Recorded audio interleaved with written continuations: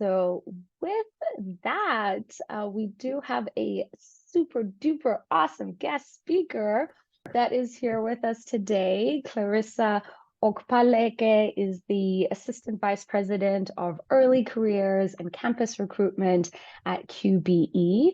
And Clarissa, I will hand it over to you to please share your screen and perhaps also tell us a little bit more about yourself. Well, fantastic. Thank you guys so much for being here. I'm super excited to spend this time with you this morning or afternoon, I guess, depending on where you are. I am getting my screen situated here, but I'm Clarissa Opaleke, and I am the AVP of Early Careers and Campus Recruitment here at QBE. I'm going to start by giving a shameless plug for QBE and telling you guys a little bit about who we are before jumping into the session. But we are a risk management commercial insurance company, and there are lots of those out there. So I'll tell you a little bit and just focus on what makes QBE special. And it is our QBE DNA. And today is actually DNA Day here at QBE. So we're celebrating each of the things that you see on the screen. So we're celebrating folks that are technical experts. We're celebrating those that are inclusive. And so this is really a global awards day. So we recognize our DNA winners this morning, which is super exciting. And there are sessions actually going on all day long for people to, talk through what makes them part of a team and what that looks like here at QBE, how we hold each other and ourselves accountable. So those are some of the things that I really think makes us special and why you should join. And speaking of joining QBE, I'll talk to our student opportunities that we have that are posted right now. So we do offer paid internships that are 10 weeks long over the course of the summer. Some of the majors that we look for are listed down below. And just in case we share this deck afterwards, I have linked all of those opportunities in here for you as well. So you see where they are in terms of locations and things of that nature. So Emily is giving the thumbs up because Emily is recruiting for all these roles actively right now. So that is it. And this session is definitely intended to be interactive. So get ready to get off mute and jump in. So if you have any questions along the way, feel free to stop me. Okay, any questions about QBE or our opportunities before we even get started? And a fun fact about QBE is that they're headquartered in Australia, right? We are headquartered in Australia. And lots of times people are like, I'm not familiar with QBE. And that's part of the reason why is because we are headquartered in Australia and have entered into this US market a few years ago and are still starting to build our brand here in the US. But our US headquarters are in New York. So we do have opportunities really across the globe. And we are truly a global organization, which is really exciting as well. So time for us to already come off mute. So can somebody tell me like what confidence is? Anyone want to volunteer or want me to volunteer you? Yeah, go for it, Gavin. Yeah. Yeah, so I believe confidence is having this um a faith in yourself that like no matter what happens, things will even if it's good or bad, that you still do the best that you can to make a situation happen the way you want it to happen. Fantastic. Anyone have anything to add to what Gavin shared? Okay. So confidence really is, I think, exactly that. It's a feeling of self-assuredness. It's what you believe and appreciate about your own abilities and qualities. Can someone talk to when they feel what they do or when they feel most confident?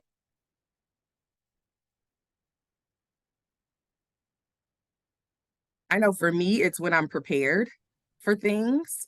So like even coming into this presentation today, Tendeka and I got on 15 minutes early. We tested my screens, we tested the volume.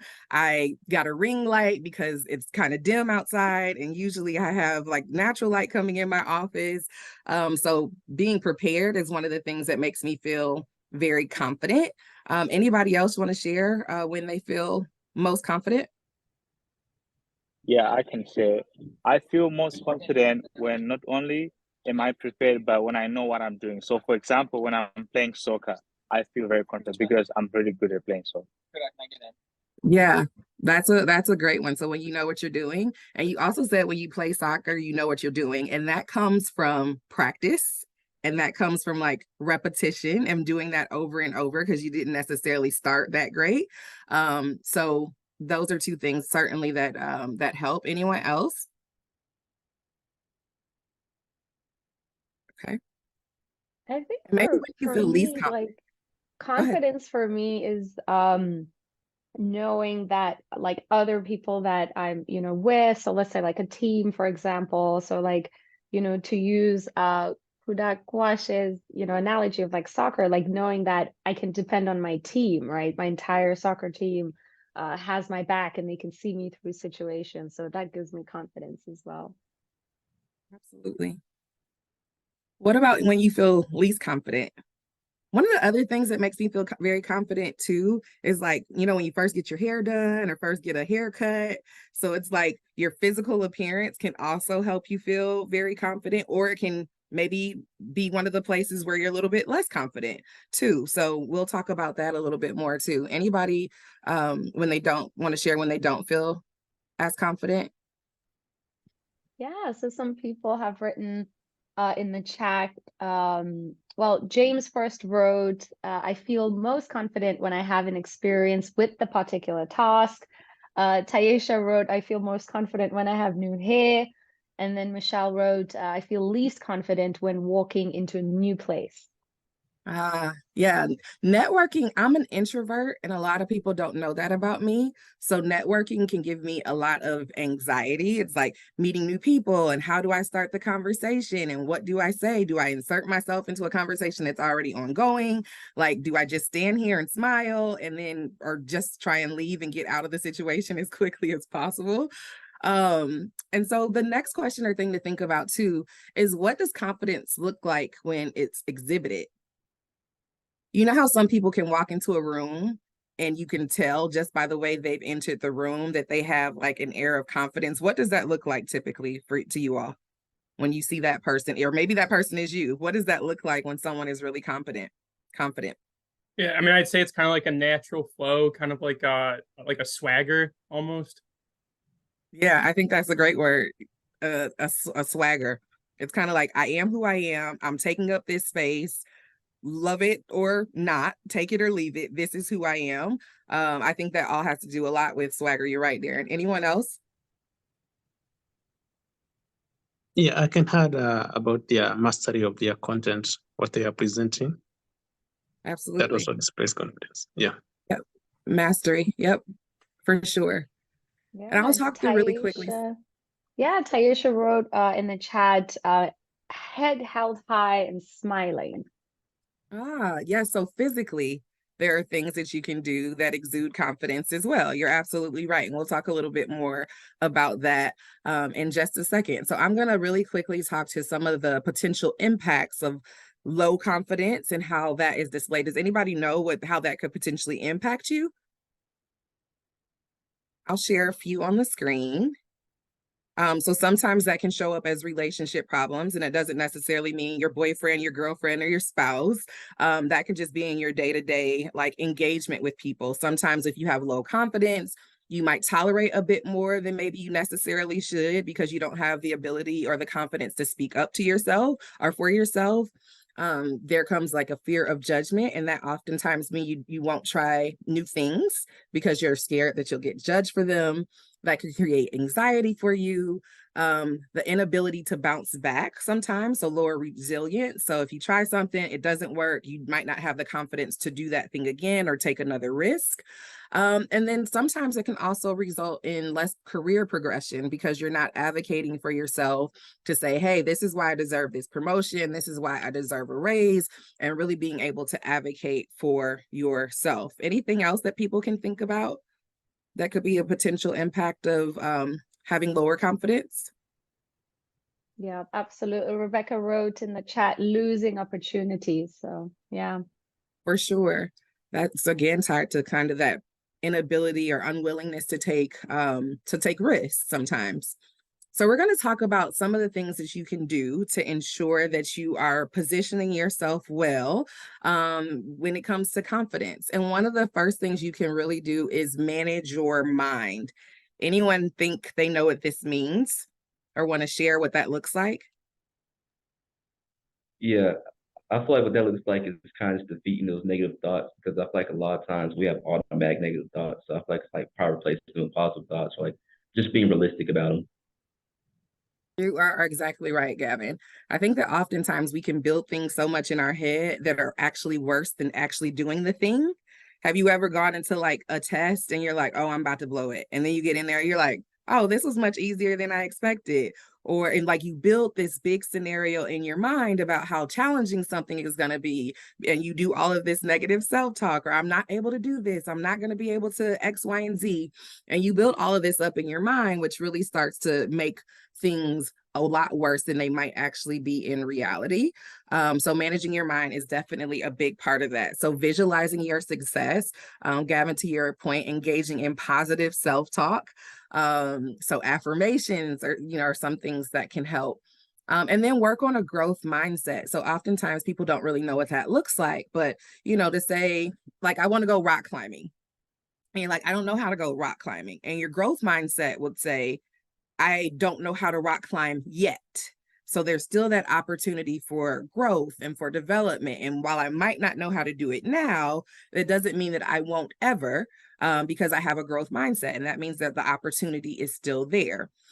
Another big one is to not compare yourself to other people. And I know social media makes that very hard. Print media can make that very hard. And just what you see, and you're thinking, well, I'm not as pretty, or I'm not as smart, or I'm not as this, or I'm not as that. And the list can go on and on and on. But it really is having to manage your mind and stop comparing yourself to others. And the other thing is creating a "This is why I rock" list. This is one of the things that I personally do for myself because we often forget how amazing we are and we don't celebrate our wins oftentimes. And even as a professional, one of the things that I realized early on in my career is that when I was having like year-end reviews with my manager, I'm supposed to talk about what I accomplished over the year. And I would be like, I have no idea. Like, I know I worked and I know I did a good job, but I don't know that I can fully articulate it. And so I create a "This is why I rock" list. I'm going to show you guys, I'm going to flash it up really quickly, but this is part of my "This is why I rock" list. And so I've gotten some awards and some recognitions, and I keep a folder of these things so that when year end comes, I can say, I did these things. Here are the ways that I was recognized. Today, like I said earlier in the call, is our DNA day. And they flashed the screen. Our CEO was presenting the awardees. And then they flashed the screen of all the people who were nominated. And my name was on the list. You can't see it, but it's in there. So I took a screenshot and I'm adding that to my "This is why I rock" list because I was nominated for a DNA award today. I didn't win, absolutely fine. But one of the things that I have to do is remember that I've already done some really great work. So when I start thinking about, oh, there's a challenge coming, I don't know what to do, this is so overwhelming, I can say, Clarissa, center yourself. You've done this before and you're amazing. So create a "This is why I rock" list. I said I was going to flash it, but I left it up there because I do rock. Okay, the other thing is managing your body language. I think there was maybe a comment in the chat about having your head held high when you walk into a room and smiling, which are absolutely things that you should do to help exude some of that confidence. Even if you have to fake it till you make it, trust me, you sometimes have to fake it till you make it, because there are sometimes that you're very confident and sometimes that you aren't. Like, I consider myself to be a very confident person. However, it's situational. And so there are times where I'm not as confident as other times. So when you think about managing your body language, what are potential things that you should be aware of that either show that you're confident or show that maybe you're not as confident in the moment? Things like posture, and like just like how you sit and how you present yourself, where your arms are, if your legs are crossed or open, things like that, where your feet are pointed, if they're like pointed at a door or like at the person you're talking to. That kind of tells a lot about like where you are mentally. Yeah, that's very good, Hannah, because sometimes your feet, which people don't often think about, they kind of position you to like for fight or flight. And so like, am I engaged in this conversation or am I ready to jet out the door? Like you're exactly right. Anything else? Thanks, Hannah. Yeah, I would also say looking into the eyes of the person you're talking to. Yeah.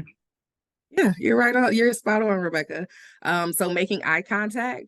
Have you ever talked to someone who won't look you in the eye? And that can feel very, very awkward. And you're like, okay, I'm over, hey, over here. But that also is a sign of confidence. Avoiding your pockets. So if you have your hands in your pocket when you're talking to someone, can show that you might be a little bit less confident in the moment because your pockets can maybe feel like a little safety zone for you. So not fidgeting. Sometimes I see students, they'll have like a suit and they'll be rolling the edge of their suit like jacket because they're like a little bit nervous and so they don't know what to do with their hands. Hannah, I think you said maybe stand up or sit up straight, so your posture. Exercising too can also help you with, building your confidence as well. Giving a firm handshake. So if we were in the room together today, I would walk around and shake everyone's hand and give you feedback on your handshake. Because sometimes I get like a little wet fish or dead fish in my hand that's very floppy. So you want to make sure that you give a firm handshake and not too firm. Because I also have been in situations where guys like squeeze my hand too tight and then my rings have indentations on my other two fingers. So you want to make sure that you give a firm handshake. And then be mindful of your hand movements. I know my hands are actually doing a lot of movement right now too, because I tend to talk with my hands, but you want to be mindful of that so that it's not distracting. So usually when people are like, oh, Clarissa, your nails are pretty, that's like, okay, I need to put my hands down because I've been doing a little bit like too much of this and in the camera. Bless you, Hannah. Bless you. And then you want to also, does anyone know what power posing is? Okay, we're gonna watch a really quick video on power posing because this also helps with your body language. And so the video is sped up, so it kind of might sound a little bit strange, but I think you should be able to underhear and understand it. So we're gonna watch a quick video on power posing. Perfect. So I want to start by offering you a free no-tech life hack, and all it requires of you is this, that you change your posture for 2 minutes. I became especially interested in nonverbal expressions of power and dominance. And what are nonverbal expressions of power and dominance? Well, so in the animal kingdom, they are about expanding. So you make yourself big, you stretch out, and humans do the same thing. So they do this both when they have power sort of chronically, and also when they're feeling powerful in the moment. So powerful people tend to be, not surprisingly, more assertive and more confident. Physiologically, there also are differences on two key hormones, testosterone, which is the dominance hormone, and cortisol, which is the stress hormone. We decided to bring people into the lab and run a little experiment, and these people adopted for 2 minutes high power poses or low power poses. And I'm just going to show you 5 of the poses, although they took on only 2. This is what happens. They come in, they spit into a vial. We, for 2 minutes, say, you need to do this or this. We then ask them, how powerful do you feel on a series of items? And then we take another saliva sample. Here's what we find on testosterone. From their baseline when they come in, high-power people experience about a 20% increase, and low-power people experience about a 10% decrease. Here's what you get on cortisol. High-power people experience about a 25% decrease, and the low-power people experience about a 15% increase. So 2 minutes lead to these hormonal changes that configure your brain to basically be either assertive, confident, and comfortable, or really stress-reactive. But the next question, of course, is, can power posing for a few minutes really change your life in meaningful ways? And so what matters, where you want to use this is evaluative situations. We decided that the one that most people could relate to was the job interview. What do you do before you go into a job interview? You do this, right? You're sitting down, you're looking at your notes, you're hunching up, making yourself small, when really what you should be doing maybe is this, like in the bathroom. Okay, so we bring people into a lab and they do either high or low power poses again. They go through a very stressful job interview. It's 5 minutes long. They are being recorded. They're being judged also. We then have these coders look at these tapes, 4 of them. They're blind to the hypothesis. They're blind to the conditions. They have no idea who's been posing in what pose. They end up looking at these sets of tapes and they say, oh, we want to hire these people, all the high power posers. We don't want to hire these people. But what's driving it? It's not about the content of the speech. It's about the presence that they're bringing to the speech.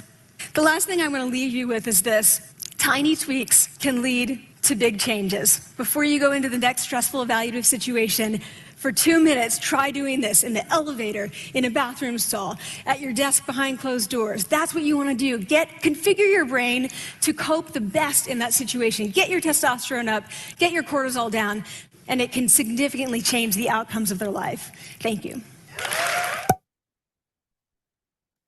All right. So that was a quick conversation on power posing, and that was given by Amy Cuddy, and it has 70 million views on the TED Talk, on the TED Talk site, and probably another 30 million views plus on YouTube. So you guys should look for the full video. It's like 20 minutes in length, but it really talks about some of the quick things you can do physically to make yourself feel more confident. And so on the screen right now, I have a couple of like high power poses and low power poses. And these are some of the like how you can sit. It's really about having your body take up space. You can think about when you're maybe less confident, you automatically kind of go into a shell and make yourself smaller because it's like, I don't want to be seen. I don't want to be here. Please don't acknowledge me. And so high power poses really are about taking up space.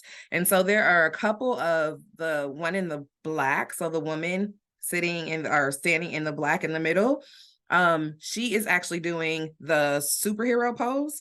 So you stand, you put your hands on your hips, you put your chest out. So try doing this for a few minutes before you have like an interview, before you're going into maybe like your fall career fair season and things of that nature. You know, to give yourself a couple of minutes by yourself. I would maybe do it in your dorm room or your apartment before you go out in public, but to power pose for a few minutes to get your confidence up. And it might not feel like it, but you will actually show up better. So part of what Amy was talking about is like, it's actually boost your testosterone. You might not necessarily feel your testosterone being boosted, but it actually does it. So think about that before you go into like your next high stressed interview or career fair or anything of that nature. I actually did it before this talk. I stood in my office, I power posed for a few minutes, and I was like, oh, it'll be fine. So just give yourself time. It absolutely worked. And just a couple comments in the comment section. So Sandrina mentioned also no closed arms or crossed arms, remove any objects like purses between you and the other person. And then Taisha wrote, I needed this. Oh. Good. I'm glad. The other thing to do too is like I practice. Like I turned my camera on before this, even before I got on with Tandeka, to say, is my lighting in the room right? And I do these things before interviews too. I would like make sure that my lighting is right. And then I had on bigger hoop earrings that are right here. I was like, these are too big. These are distracting. So I put on something that was a little bit smaller. And so after I saw myself. And you also know that like when you say things in your head, it doesn't always come out the same way when you say it out loud. Have any of you ever tried, like, had to give a speech and you're like, okay, I've nailed this because you've practiced it in your head. And then once you started saying it out loud, it was like something completely different. And you're like, this is not at all what I planned for. So I actually say the things out loud too. So as I was running through the deck, I was like, okay, what am I going to say here? And I said it out loud because I know that once I will nail it in my head. And then once I start talking, I'm like, what is happening? And I'm like, and that will send you into even a bigger panic because you're like, this isn't what I'm supposed to be saying. This is not right. This is like, so you'll start to panic. So the other thing you want to do is plan for your success. And there are a couple of things that you can do to plan for having a successful engagement. And it really is about setting goals and monitoring your progress. Because I think we often set goals and maybe my goal is to lose 50 pounds. but I don't celebrate at like the 5 pound mark or the 10 pound mark, which are getting me closer and closer to my goal. So set the goal, but also monitor your progress. And then to step outside of your comfort zone and challenge yourself. So that can be really, really scary for all of us to do. There are probably people on this call that have not come off mute and have not put anything in the chat because they're nervous to do it. And so maybe this can be your first little test, and just put something in the chat. Like, you don't have to come off of mute or turn your camera on, but to put something in the chat. The other thing to do is to research and study.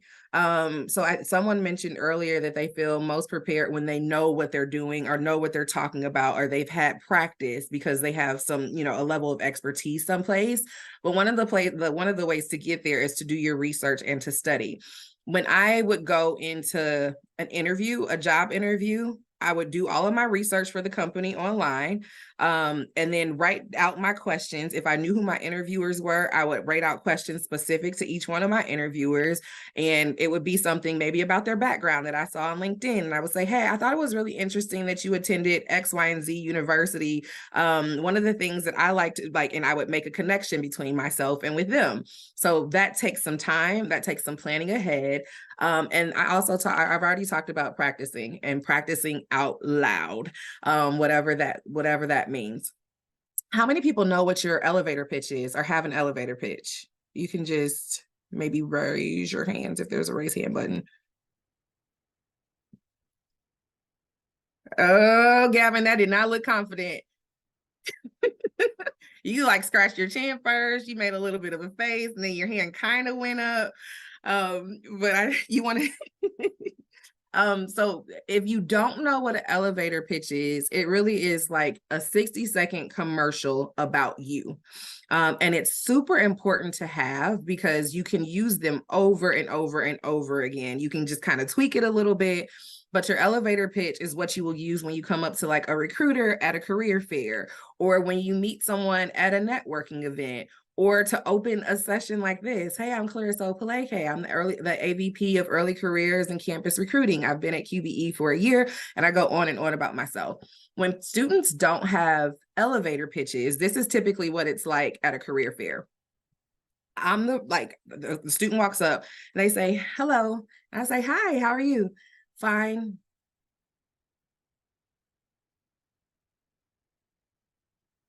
Okay, well, tell me a little bit about yourself. What's your major? Risk management.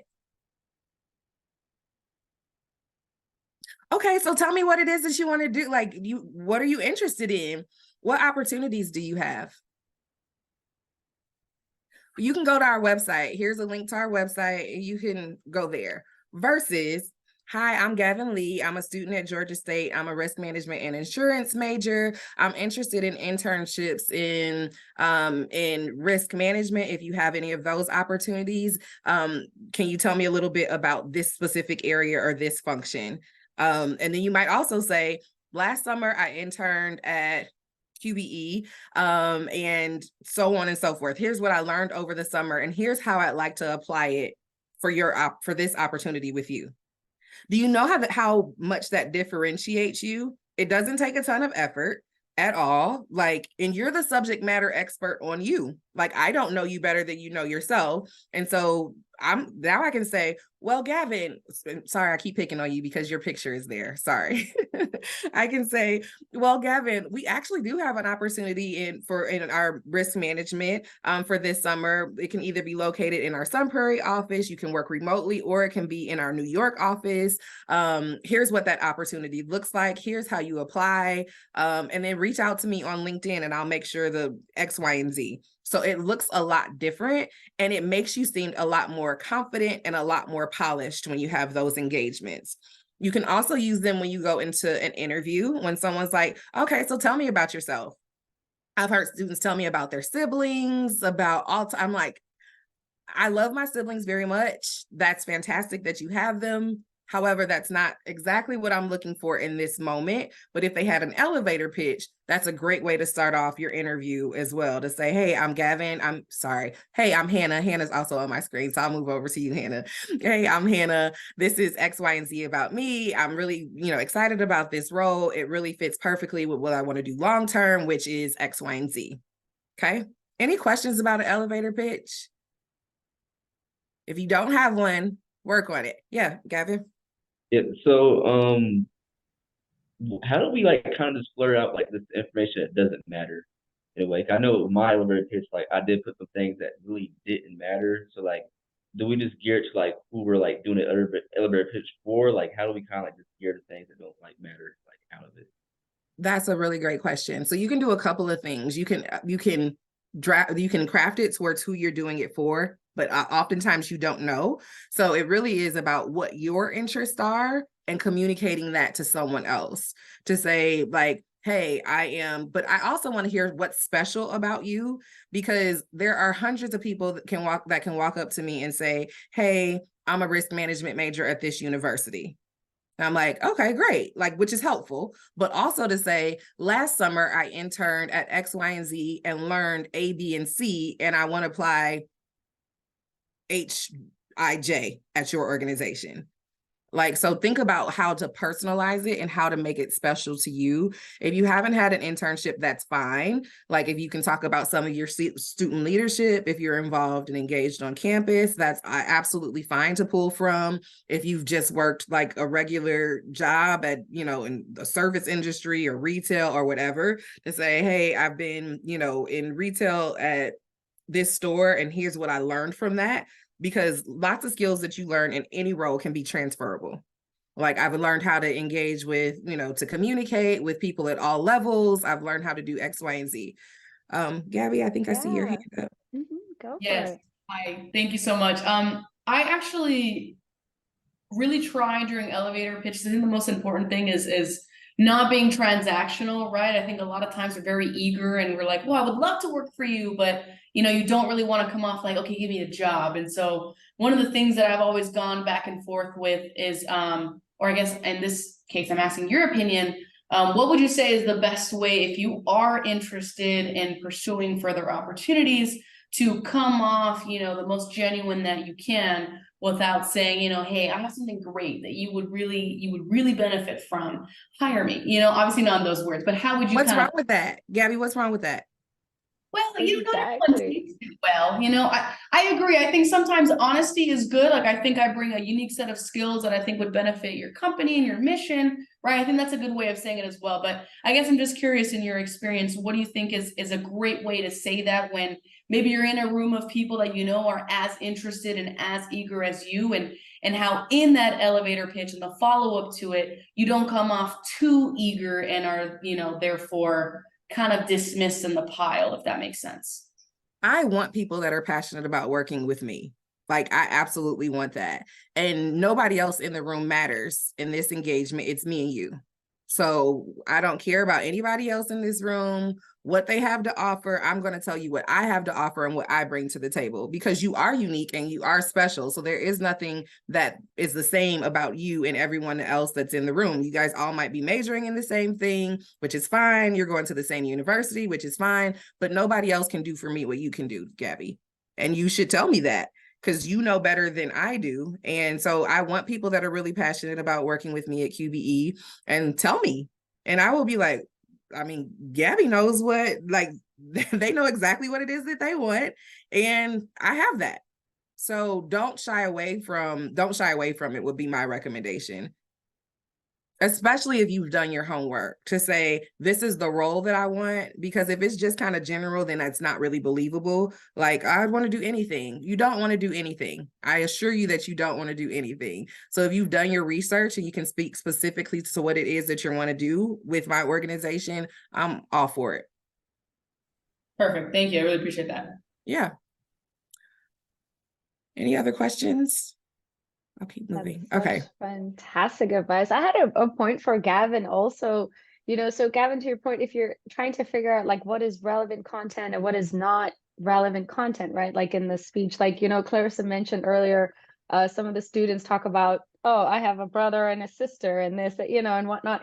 Think about your resume, right? Like use your resume as a guide in terms of what is relevant, confident. What school do you go to? What's your major, right? A lot of the things that Clarissa mentioned, right? Where have you worked? What did you learn?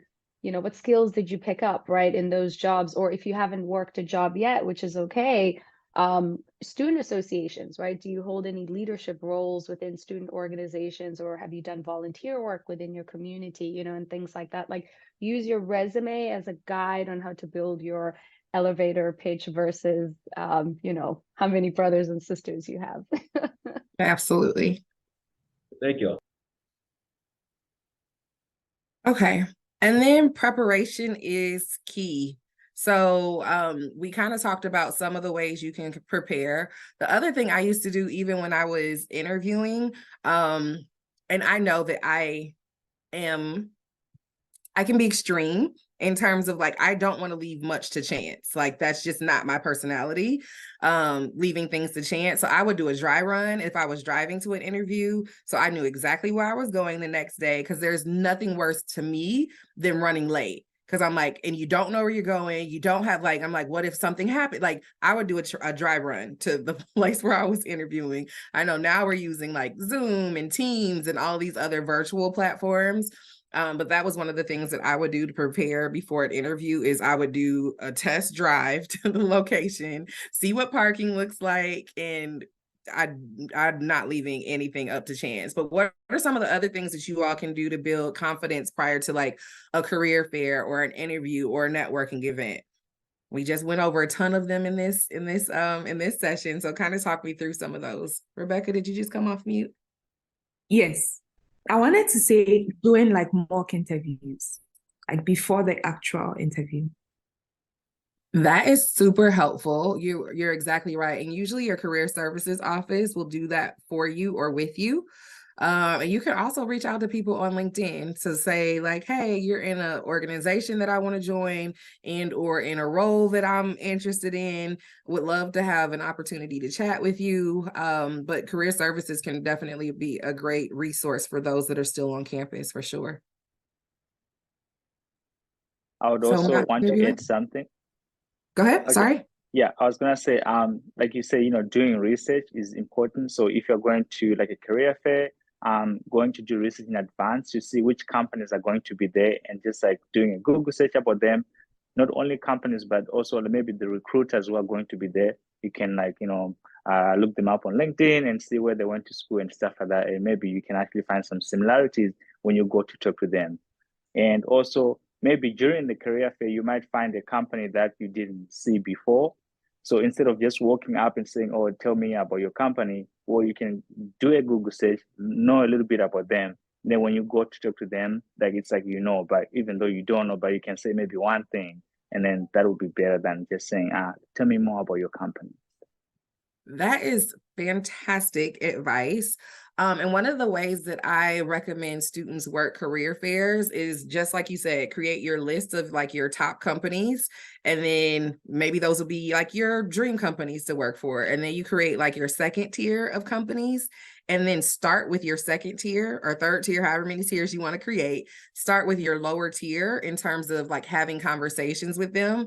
That way you're getting all your jitters out. You're like nailing your elevator pitch. You're practicing on them. So by the time you get to like your top choices of employers, QBE, for example, you would already have your elevator pitch all already worked out. You have all your jitters out, and that way you're kind of in your flow. You know, once you start to do some things a couple of times, you like start to get more and more comfortable.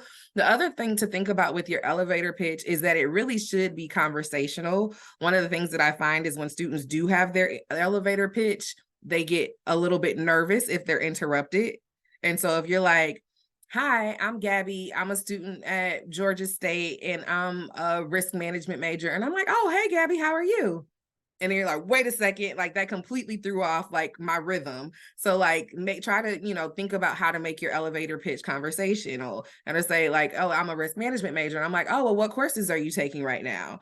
And if you start to kind of talk through some of your courses and then how to weave back into your elevator pitch and to say like, yes, I learned this in this class and I was able to apply it in the internship last summer at X, Y, and Z. So think about how to make your elevator pitch conversational. But researching is super important. And I do like your advice too about like if there's a company that you might not be familiar with, to like just look really quickly online to see like even to see what their internship offerings are. So even if you don't know a ton about QBE, and you can come up to me and say, hey, I'm really interested in your actuary internship. Can you tell me a little bit more about that? Absolutely. Like, so think about that too. Anything else that you all can think of to help? This is a crowdsourcing how to be successful now with your next career fair or interview. Yeah, I would also say dressing appropriately and then looking good. Because sometimes when you look good, you feel very confident in yourself and you're able to deliver. Absolutely. I often see students at career fairs, and sometimes, you know, people will have on skirts and they'll still have like the little tack in the back of the skirt that closes your split because they don't know that you're supposed to like take that out. Or some people that put on suits will still have, my watch is telling me to stand, will still have like the tag on the outside of the sleeve of your suit that people don't know to necessarily cut that off of their suits. So when I see students like that, I'm like, hey, come here for a second. And I try to get them together versus like letting them go the whole career fair, not quite knowing. And so you're right, though, looking the part and dressing the part is definitely a big part of it. I think a lot of schools too are starting to move away from having like professional career fairs and like just telling students to come as they are, because that's more inclusive, because maybe everyone can't afford a suit, but still put some thought into it. Like I've seen girls come up in like sports bras and shorts, and it's like that's still not the most appropriate way. You might not have a suit to put on, which is absolutely fine, but you can still look professional and not have on a suit. But you're right, Rebecca, that's great advice. So outward presentation is, you know, doing the best that you can with your outward presentation is important and helps build your confidence as well. Any other tips or tricks? I would say, can you hear me? Yes, we can. I would say practice. We gave a presentation and we practiced quite a lot, but sometimes we got like tongue tied. So, or like we would find like little pockets of information that we didn't know or that we would forget. So our mentors was like asking us like questions about different like parts of the PowerPoint, and he was basically like, know it like you know your name. So like your 30-second pitch, like kind of like know it like you know your name, and then I feel like that'll kind of segue into like different parts of the conversation, and then you will remember or like think of questions that you want to ask, and like probably see positions that you want to ask about at the career fair. Yep, that is perfect, Taisha. One of the other things that you should know, like you know your name, is your resume. Like you wrote it, or you should have at least. So you should know what's on there. Like I've had students come into interviews with me without having their resume with them and then scoot their chairs over next to me so they can read it with me, the copy that I brought. And so you should know your resume. So I shouldn't have to have a copy of my resume in front of me in order to know what's on there, because it really is just a commercial about me. So know your resume, know what's on there. And to Ndeka's point, that is really what you're building your elevator pitch off of. So you should know what experiences that you've had and be able to speak to them and go a little bit more in depth. If I say like, oh, well, tell me about, you know, last summer's internship here. Can you tell me a bit more about X, Y, and Z? You should be able to like immediately kind of talk through what that looks like. Thanks, Taisha. Wow. And Jennifer put in the chat box, she said, visit with friends or classmates about what questions they are getting at interviews and practice those answers. Yeah, for sure.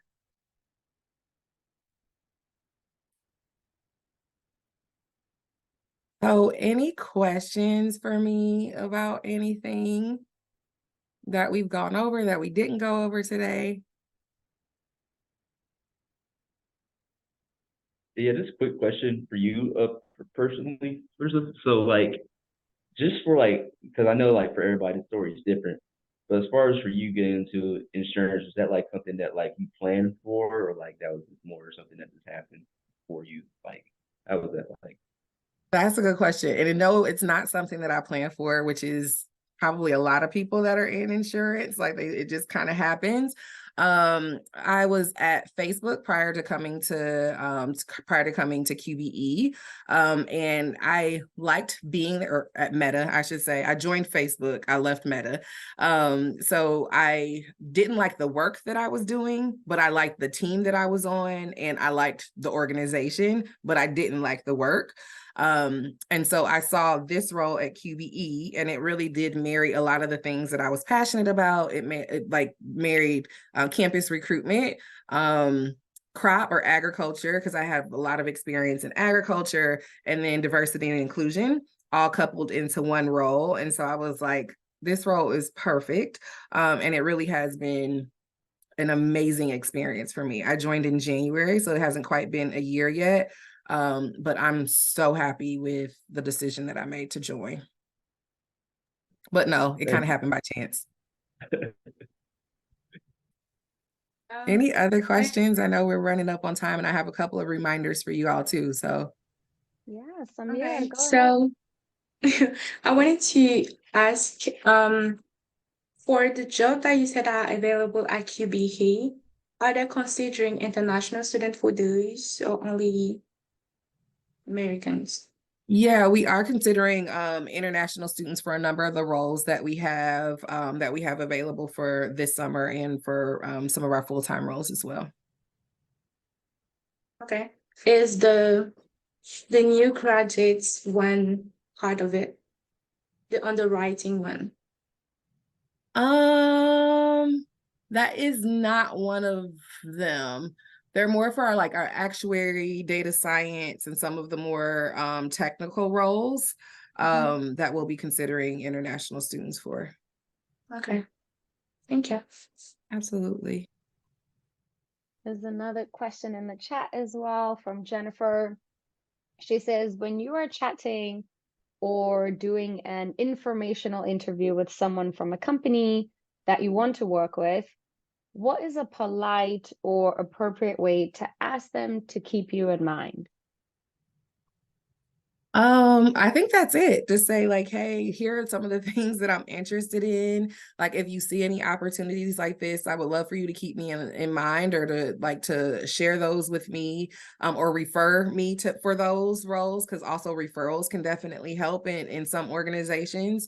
But I think that's it. And I also would check in with people, and you don't have to do it super often. So if you have an informational meeting with someone, to like maybe a few months later to follow up and just like, hey, just checking in. Again, really appreciated your time. Here's what's new with me. And, I graduated in May. Here's where I am. So things like that, to check in every 6 months or so, depending on the relationship. You can do that maybe a little bit more often, but just to keep checking in with that person. Hey, and again, here are some of the things that I'm interested in, if you see any opportunities that might be a good fit. That's a good question. Fantastic advice. Yeah. And I know we're almost at time. So here are my reminders for you all. No negative self-talk. Maybe you can start your day with affirmations.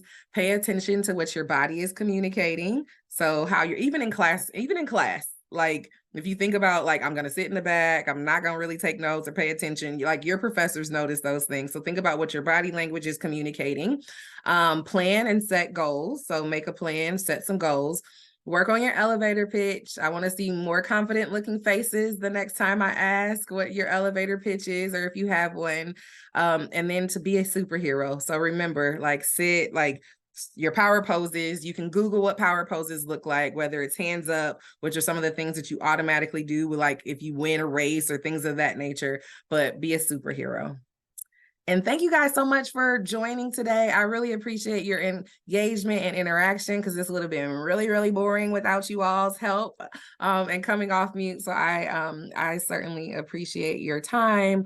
I'm hopeful that I'll see some of you all at QVE. So be sure to apply for our internships opportunities for next summer, if that's what your plans look like. And we always have full-time roles as well. So be sure to take a look at our website for those too. Oh, thank you, Clarissa. That was amazing. Absolutely My amazing. pleasure. So just wanted to thank you for your time. For the students that are in the session, as you know, we host these once a month.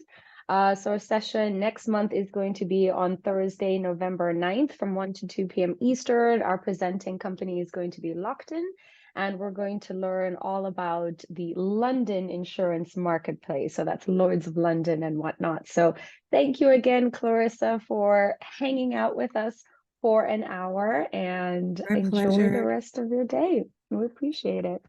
Thanks, everyone. Thank you, Clarissa. Bye. Thank you. Thank you.